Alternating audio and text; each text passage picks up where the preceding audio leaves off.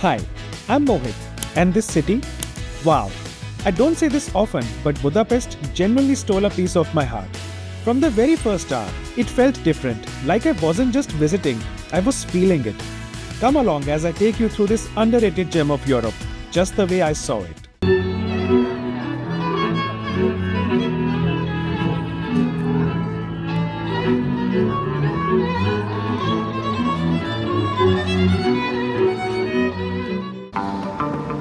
The journey started from Prague Central Station. I had booked a 6 am train to Budapest. And you know early mornings at train stations? They all look the same. No matter which country you are in, people quietly waiting, eyes glued to the screen boards, some with coffee cups in hand, others just standing still, ready to rush the moment the platform number flashes. It's a scene that somehow feels familiar everywhere. And then finally the train arrives. There's this brief moment of silence, like everyone lets out an invisible sign of relief. The waiting ends, and the quiet tension just melts away as people start moving. It's such a simple thing, but somehow it always feels the same, comforting, predictable, almost human.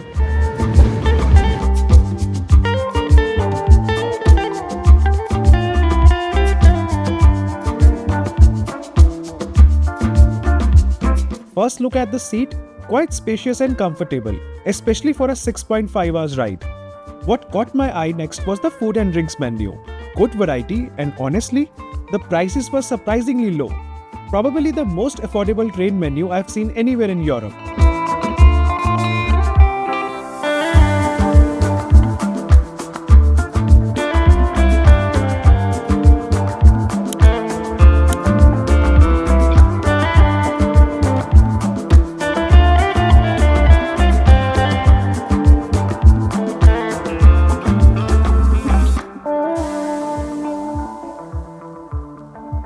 The pancakes tasted great, and with a cup of coffee, that's all I really needed to start the day.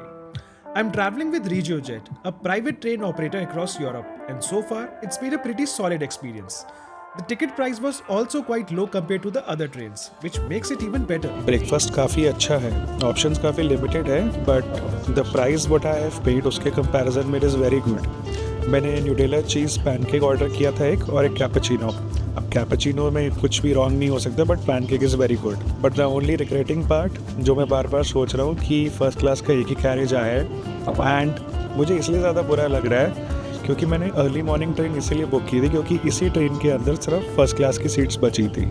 सो मैंने यही सोच के कि ये experience पूरा cover करूँगा, और सुबह की ट्रेन लेने के बाद पता लगा कि इनका फर्स्ट क्लास का कैरेज ही नहीं आया है, क्योंकि इसके बाद भी बहुत सारी ट्रेन के ऑप्शंस थे, 8 o'clock, 9 o'clock, 10 o'clock, 11 o'clock, but मैंने अर्ली मॉर्निंग ली यही सोच के कि चलो फर्स्ट क्लास में सीट्स मिल गई हैं। ट्रेन काफ़ी कंफर्टेबल है और सेकंड क्लास में भी पता नहीं लग रहा कि इट्स नॉट लाइक ऐसा कुछ नहीं है कि फ़र्स्ट क्लास ट्रैवल करूँगा तो ही ज़्यादा अच्छा है, but seats are very comfortable और लगेज स्टोरेज के भी काफ़ी ऑप्शंस हैं। मतलब एक सीट के एंड में भी काफ़ी ज़्यादा स्पेस है जहाँ पे एक बड़ा सूटकेस आ सकता है, I just show in a while, और ऊपर भी काफ़ी स्टोरेज ऑप्शंस हैं।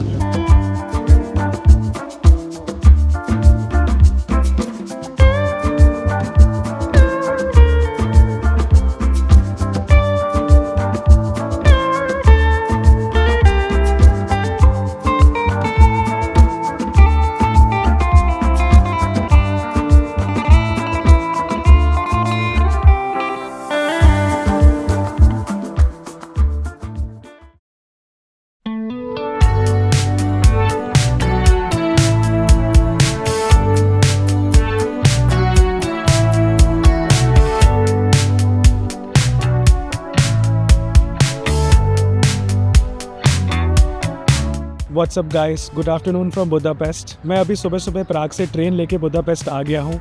अपने अपार्टमेंट में चेक इन कर लिया है और जस्ट फ्रेशन अप होकर बाहर निकल गया हूँ पूरी सिटी को एक्सप्लोर करने के लिए।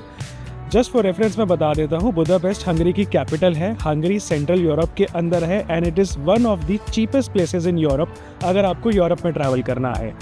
अगर मैं एग्जांपल दूँ तो हंगरी में यूज़ होता है हंगेरियन फॉरेंट, और जिसकी वैल्यू है around 1 rupee is equal to 0.25 Hungarian फॉरेंट।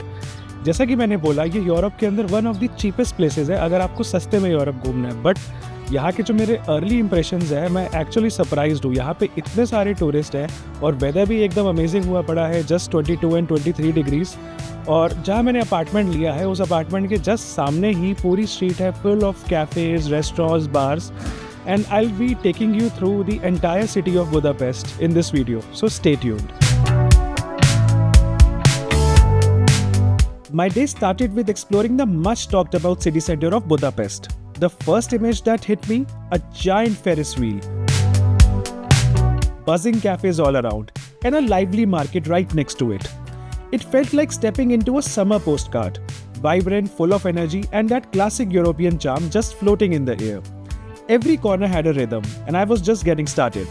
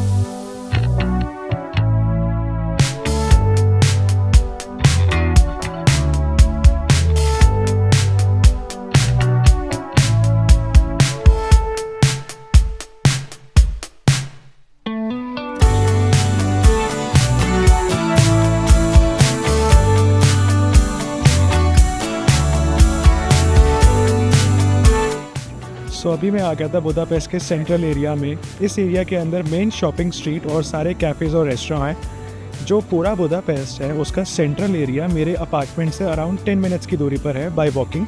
अगर मैं कोई पब्लिक ट्रांसपोर्टेशन ले लेता, वैसे ज़रूरत नहीं है, तो 2 मिनट में पहुंच जाता। वॉक करके मैंने पूरा ये रास्ता एक्सप्लोर किया है और इस पूरे रास्ते में सारी शॉपिंग स्ट्रीट्स और काफ़ी रेनाउंड ब्रांड्स, अगर कोई अच्छे ब्रांड्स चाहिए शॉपिंग के लिए तो वो सारे यही हैं। और रास्ते में जितने भी कैफ़ेज़ और रेस्टोरेंट देख रहे हैं ये अभी सिर्फ बुदापेस्ट के सेंट्रल एरिया में हुए हैं। इनका सेंट्रल एरिया ही मुझे काफ़ी ज़्यादा बड़ा लगा है। और दो आज थर्सडे है, वीकेंड भी नहीं है, लेकिन it is full of tourist, लेकिन फिर भी ऐसे ओवर पैक नहीं लग रहा, क्योंकि मुझे यहाँ पे सब कुछ काफ़ी डिसेंटली मेंटेन लग रहा है। ट्रैफिक, केओस, लोग जिस तरीके से यहाँ पे बैठे हुए हैं आराम से, it's all very well maintained. और मेरे फर्स्ट इंप्रेशंस काफ़ी पॉजिटिव है। I am actually enjoying this place which is good. Actually मैं फर्स्ट टाइम बुदापेस्ट आया हूँ, अनलाइक प्राग जहाँ पे मैं पहले 4-5 बार आ चुका था, बट स्टिल ये जगह ऐसा लग रहा है कि ये पहले विजिट करनी चाहिए थी, but it's not too late. So अभी आगे और एक्सप्लोर करते हैं। I will take you with me, so stay tuned.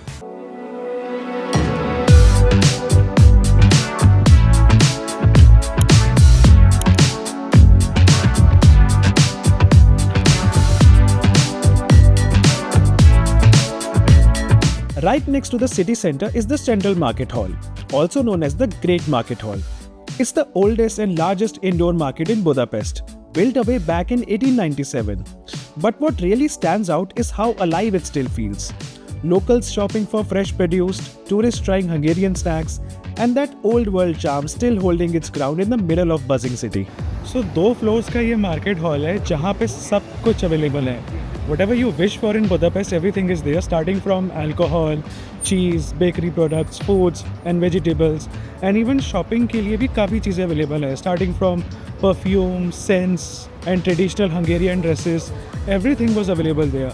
नीचे वाले फ्लोर पे जो फर्स्ट फ्लोर है, मेनली वहाँ पे फूड आइटम्स अवेलेबल थी, और जो सेकंड फ्लोर है जहाँ मैं ऊपर गया था वहाँ पे सारी हंगेरियन ट्रेडिशनल ड्रेसेस और accessories, and even I saw a lot many shops जो यहाँ के हैंडबैग्स वगैरह सेल कर रहे थे। वो कोई फेक हैंडबैग्स नहीं है, जो यहाँ का ट्रेडिशनल स्टफ़ यूज़ होता है बनाने के लिए, उससे ये लोग हैंडबैग्स बनाते हैं। काफ़ी रीज़नेबली प्राइस थे, starting from I will say 2-3 हज़ार से लेकर 6-7 हज़ार तक की रेंज थी उनके पास। INR में बता रहा हूँ मैं, starting from 2000 it can go up to 7-8,000। इस रेंज में काफ़ी प्रोडक्ट्स अवेलेबल थे अगर अच्छे डिसेंट हैंडबैग चाहिए तो। पर ये हैंडबैग काफ़ी ट्रेडिशनल हैंडबैग थे, काफ़ी मॉडर्न डिज़ाइन के नहीं दिखे मुझे। मोस्टली जो थोड़ा ओल्ड स्टाइल हैं या जो ट्रेडिशनल ड्रेसेस के साथ ज़्यादा जाएंगे उस टाइप के हैंडबैग्स थे। एंड अगर किसी को ट्रेडिशनल ड्रेसेस लेनी है हंगेरियन या ऐसा कुछ ट्राई करना है, वो सारे भी यहाँ पे चीज़ें अवेलेबल थी।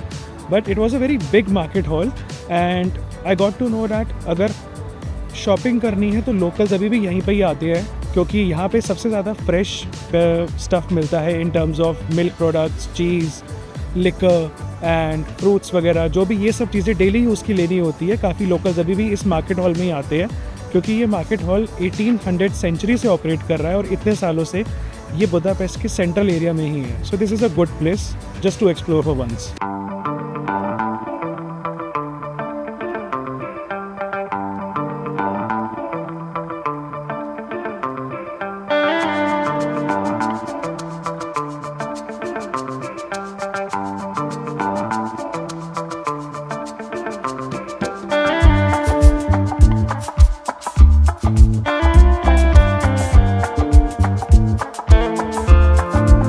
Next, I headed to what's probably the most official place in Budapest. But honestly, I wasn't prepared for what I saw.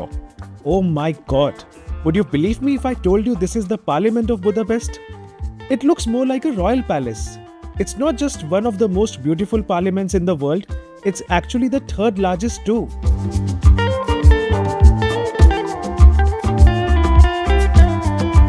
अभी मैं आया हुआ था हंगेरियन पार्लियामेंट में। ये है बुदापेस्ट का पार्लियामेंट और ये जो पार्लियामेंट है ये जस्ट एक ऑर्डिनरी पार्लियामेंट नहीं है, ये पूरे वर्ल्ड का सबसे प्रिटीएस्ट और सबसे ब्यूटीफुल पार्लियामेंट रेटेड है। इसका आर्किटेक्चर विजुअली इतना स्टनिंग है और ये पार्लियामेंट इतना बड़ा है कि you need to actually walk at least for 2 kilometres to cover it full. This is a very big parliament covered with huge manicured lawns, statues, और ये पार्लियामेंट ऑपरेटिंग पार्लियामेंट है। यहाँ पे हंगेरियन गवर्नमेंट बैठती है and they do their full work. I just take you around this parliament.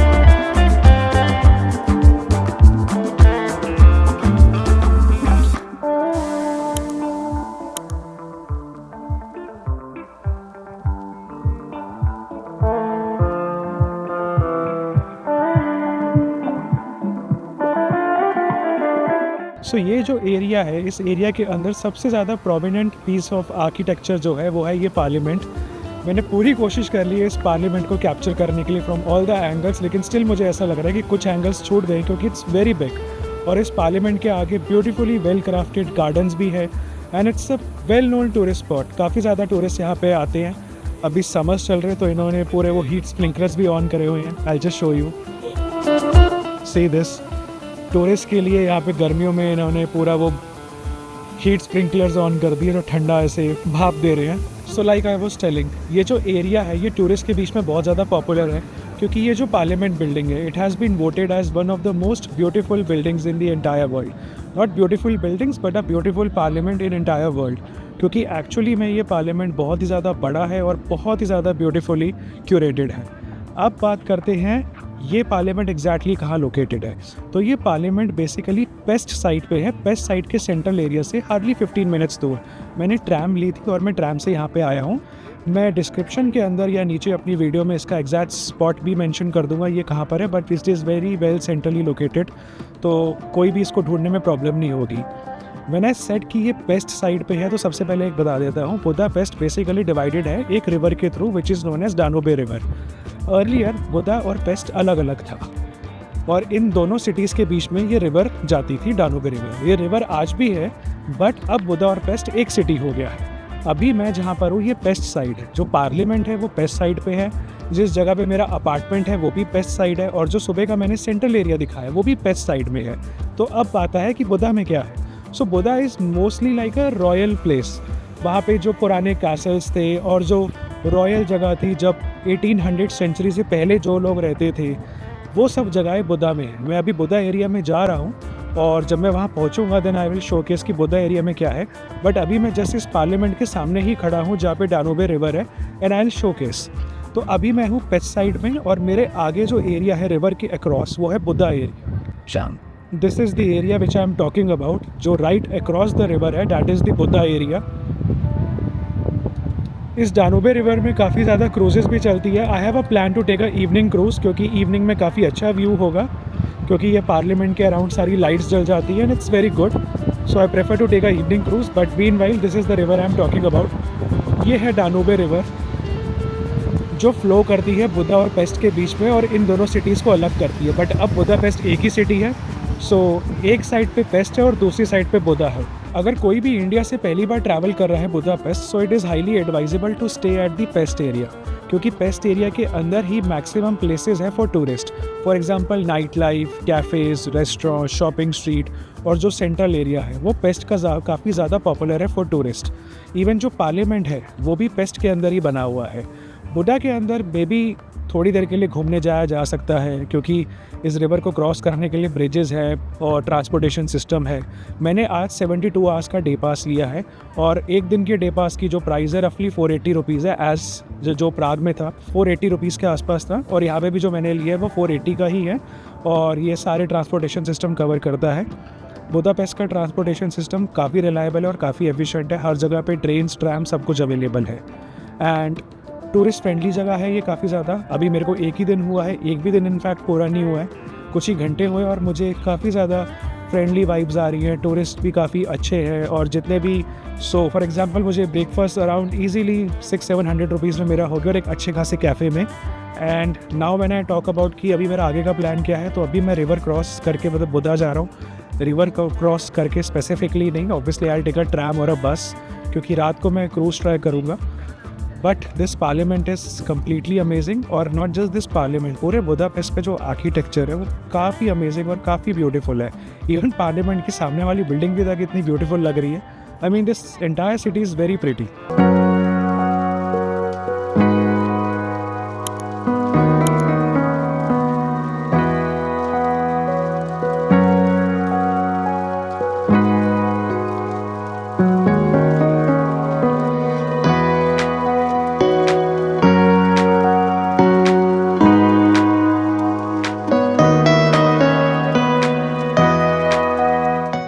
सो वो रहा मेरे पीछे पार्लियामेंट, और जस्ट पार्लियामेंट के सामने ही मेट्रो स्टेशन था, जहाँ से मैंने मेट्रो ली। एक स्टेशन क्रॉस करके अब मैं रिवर के क्रॉस आ गया हूँ। अब मैं बुदा साइड पे हूँ, और now I just be exploring the Buda. The Buddha side instantly feels more royal, like you have stepped into a European fairy tale. My first stop here was Fisherman's Bastion. With its white stone towers, arcs, and panoramic views of the city, it genuinely feels straight out of a movie.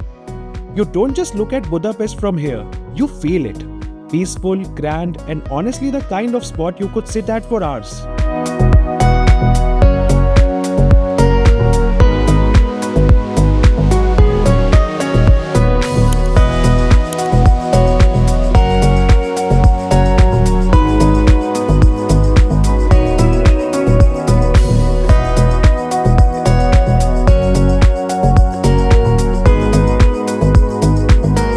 अभी मैं आया हुआ था बुदा side पे, और जैसा कि मैंने बताया पेस्ट साइड के पार्लियामेंट पे आई टूक अ ट्रैम, अंडरग्राउंड मेट्रो बेसिकली, और उसने मुझे बुदा साइड पे उतारा।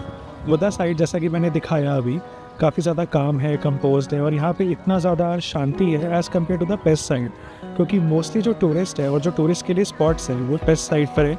यहाँ पे मोस्टली लोगों के रेजिडेंट्स हैं, और जितने भी रॉयल कासल है या फिशरमैन बास्टियन जहाँ मैं अभी आया हूँ वो यहाँ पर है। तो अभी मैं आया हुआ था फिशरमैन बास्टियन में, जिस जगह पे 7 टावर्स हैं, और ये 7 टावर्स बेसिकली रिफ्लेक्ट करते हैं 7 फिशरमैन को जो पहले यहाँ रहते थे, और उन्होंने इस जगह को प्रोटेक्ट किया हुआ था बिकॉज पहले पेस्ट और बुदा अलग अलग साइड पे थे। इस जगह से काफ़ी सारे अच्छे व्यूज़ मिल सकते हैं बुदा के भी और पेस्ट के भी, क्योंकि ये जो जगह है बिल्कुल रिवर के एडजेसेंट पे बनी हुई है और काफ़ी हाइट पर है। सो यहाँ आने के लिए काफ़ी ज़्यादा स्टेयर्स चढ़नी पड़ती हैं, बस भी आती है, बट मैं वॉक करके आया हूँ, और इस जगह से पूरे बुदापेस्ट के काफ़ी अमेजिंग व्यूज़ मिल सकते हैं।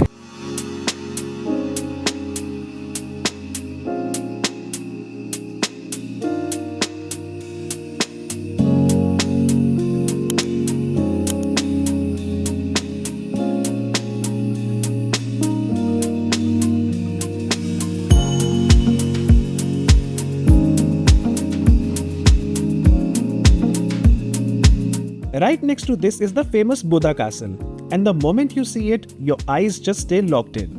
There's something about its sheer size, the way it stands on the hill overlooking the Danube. It feels powerful, timeless. The pathways, the old stone walls, the views, everything about this place has a quiet grandeur. You don't rush here, you slow down, take it in, and let the history sink in with every step. अभी मैं आ गया था बुदा castle पे, जो मेरे पीछे building है, this is the बुदा castle, और मेरे सामने पूरा रिवर व्यू है, और रिवर के cross there is the Pest area. Fisherman Bastion से निकल के मैंने एक बस ली थी और एक स्टॉप अवे पे ही ये बुद्धा कासल है। जैसा कि मैंने बताया, ये पूरा साइट जो है ये थोड़ा रॉयल टाइप और थोड़ा हेरिटेज साइट है। सो मोस्टली यहाँ पे टूरिस्ट के लिए कैसल्स, पैलेसेस और फिशरमैन बैस्टियन, जहाँ पे 7 टावर्स है, इस टाइप की प्लेसेस है। जो बुद्धा का साइड है वो थोड़ा क्वाइट है, थोड़ा कंपोज है, थोड़ा काम है। सो यहाँ पे मोस्टली शांति वाली जो जगहें हैं घूमने के लिए, जैसे कि कैसल हो गया, चर्च हो गया, बैस्टियन हो गया, ये सब है। Even there are some parks and gardens जहाँ पे शाम के टाइम पे रिलैक्स किया जाता है। और जो रिवर के क्रॉस का एरिया है, that is the best area जो टूरिस्ट के लिए हॉट स्पॉट है। अभी मैं कैसल में आया हूँ, so I will go inside and explore the castle. इस एरिया में भी काफ़ी सारे रेस्टोरेंट्स है और काफ़ी सारे रिफ्रेशमेंट जोन है, क्योंकि अभी इस टाइम पे समर्स हो रही है and the temperature is around 23 degree. But since जो ये एरिया है बुद्धा का, ये थोड़ा पीक पर है, तो इसलिए यहाँ पे सनलाइट थोड़ी ज़्यादा लग रही है, तो गर्मी थोड़ी ज़्यादा लग रही है। बट इस एरिया में काफ़ी सारे स्टेप्स भी हैं, सो काफ़ी ज़्यादा वॉक भी करना पड़ता है।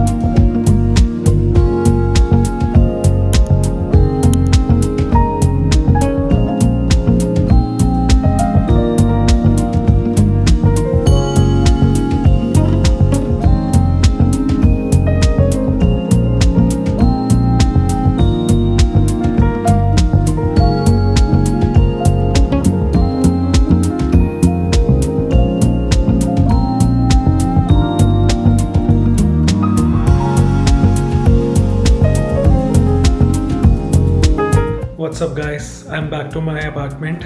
ये एयरबीएनबी मैंने बुक किया हुआ है और इस एयरबीएनबी का प्राइस मैंने पे किया है 5000 पर नाइट। और बिल्कुल सेंट्रल एरिया में मुझे एयरबीएनबी मिल गया है। बाहर से अगर देखो तो बहुत वियर्ड सा फॉर्मेट है कि एक ओपन एरिया में जाके एक डोर है और फिर 2 फ्लोर ऊपर चढ़ के आना पड़ता है और उसके बाद इतने सारे अपार्टमेंट्स है कॉम्प्लेक्स में। बट अंदर आके it is a very modern apartment. Even बाहर से भी बुरा नहीं लगता, it's just like I am experiencing this type of apartment for a first time. So सबसे पहले मैं अपना अपार्टमेंट दिखा देता हूँ एक बार। पर काफ़ी ज़्यादा मेस है अभी, क्योंकि मैं जस्ट आया था सुबह और सामान सारा खोल के फ्रेशन अप होके मैं निकल गया। So I just showcase my apartment. This is the kitchen और यहाँ पे वॉशिंग मशीन भी है। किचन इज़ वेरी वेल, सारे इक्विपमेंट से सब कुछ है। This is the shower area.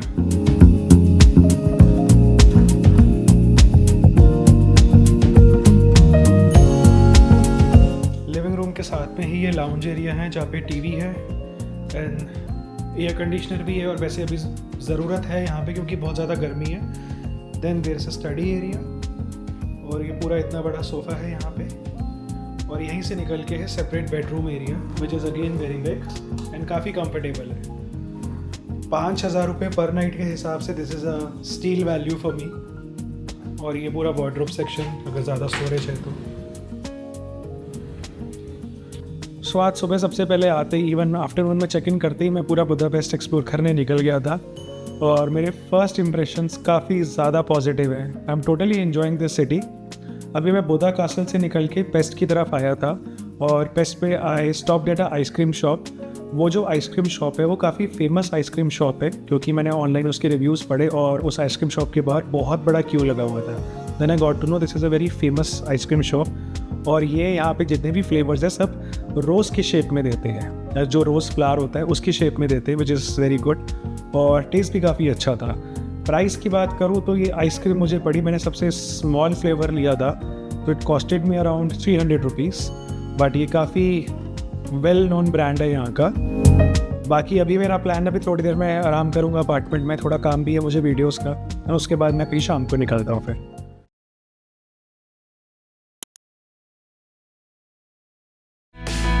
So that was my first day in Budapest. This city's already got a vibe I wasn't expecting. But it's just getting started. In the next episode, I'll be checking out some of the best breakfast spots and cafes with a local who knows the city inside out. If you're enjoying the ride, do like and subscribe. And yes, do stick around. The good stuff is coming up.